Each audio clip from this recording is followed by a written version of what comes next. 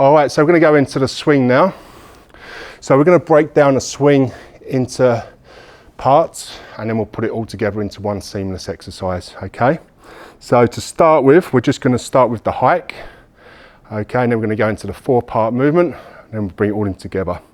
So to begin with, we're just gonna start with our feet around about hip width apart, shoulder width apart.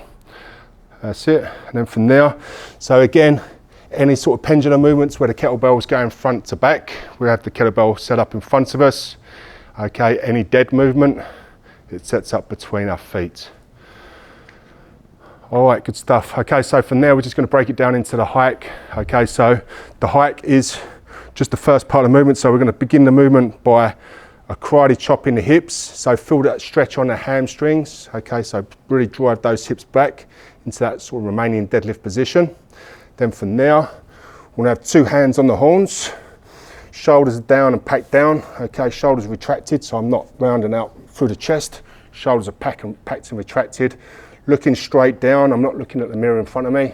I know you're all looking at me, so they're gonna be extended, but ideally, you would have it straight line between the crown and the coccyx. And all we're gonna do there is the first part of the movement, which is the hike. Okay, so as we bring that kettlebell towards the body, we're gonna fire up the lats. Okay, and I'm just gonna bring that kettlebell close into the body and then back down again. Okay, so what I'm doing here is I make sure I'm feeding that kettlebell back in between the legs and that my arms are connected, okay, to my legs. Where I don't wanna be is I don't wanna be doing these kind of swings down here where I'm just loading up the lower back and that's just gonna be painful, okay? I want that bell connected to the body as much as I can. This is a much safe position for the back. You're gonna be able to generate a lot more power as well on the acceleration phase when I've driven my hips forward. Where I don't want to be is down here where my arms are not connected to my body. It's called riding the broomstick. Arms are real tight in. So what I'm going to do is just going to break it down into the hike. Short, sharp breath in through the nose on the hike. Short, sharp breath out through the mouth on the way back down. Making sure you're feeding that kettlebell back between the legs on the way back.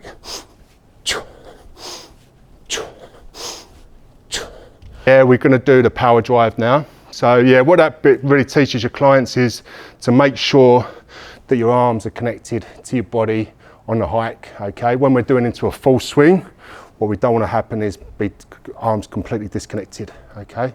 So I'm going to break it into the next movement now. So 4-part movement. So oftentimes when people do a swing, they actually do 2 parts movement. It's actually a 4-part movement.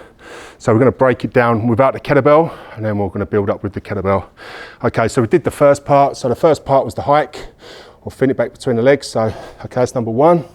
Okay, number 2 is the hip drive. So full extension, so straight line between my ankle, knee, hip, shoulder and ear. Okay, it's only when I'm in full extension, my arms leave my body, okay? That's number 2. So 1, hike, 2, hip drive, 3, we float up to shoulder height. So with hardstyle kettlebell training, we're not going above the head. Like CrossFit, they do their WODs. Reason they come up, they're doing their WODs, they want to count the reps, but there's very little advantage in going from here to here. Okay, and there's a lot more sort of disadvantages.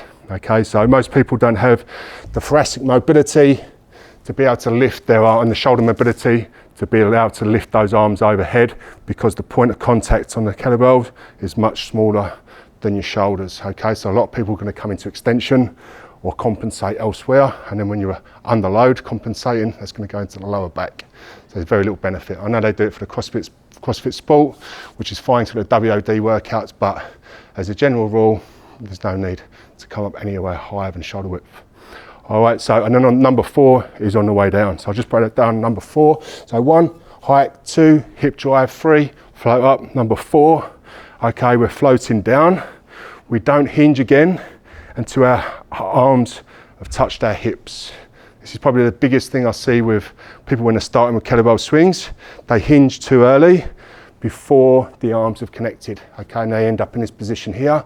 And then when you start loading up with double kettlebells with heavier weights, you've got a lot of load going up into that lower back, okay, and that's not a very strong position, all right? It's much stronger to be in full extension here, then have that weight pull you into a hinge, okay, rather than be here So a lot of people do a 1-2 movement. They'll go, so 1, 2, 1, 2, 1, rather than 1, 2, 3, 4, 1, 2, 3, 4, okay? So what we're gonna do is, without the kettlebell, we're just gonna break it down into those 4 parts, and then we're gonna put it all together. With your ideal spine position as well. So an ideal spine position is a 45-degree angle between your crown, okay, and your coccyx. That's your most powerful position. So if you think if you're doing a broad jump, okay, that's the position you're in. Okay, that's our most powerful position. That's your most explosive, most athletic. That's where we want to be in when we're doing our swing. Okay, so what we say is that's a 10 and a 4. So your head's at 10 o'clock, your butt's at 4 o'clock. That's the ideal position, okay, 45 degree. So what we don't want is a 9 and a 3. A 9 and a 3 is I've gone too low. My head's at 9 o'clock, my butt's at 3 o'clock, and I'm almost horizontal. Okay, we don't want that. A lot of that pressure is going to go into the lower back, and we don't want a shallow swing. Shallow swings where I'm not feeding the kettlebell back enough and I'm too kind of upright. So we say that's an 11 and a 5. So your head's at 11 o'clock, butt's at 5 o'clock.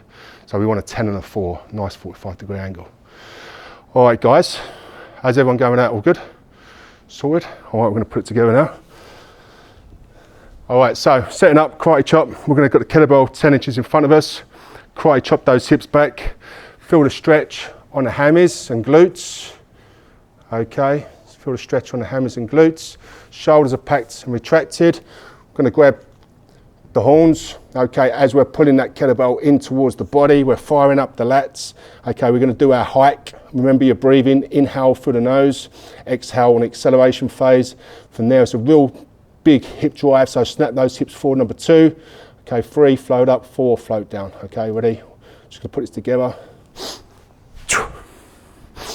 And just making sure that you're waiting for those arms to connect with your legs before you hinge.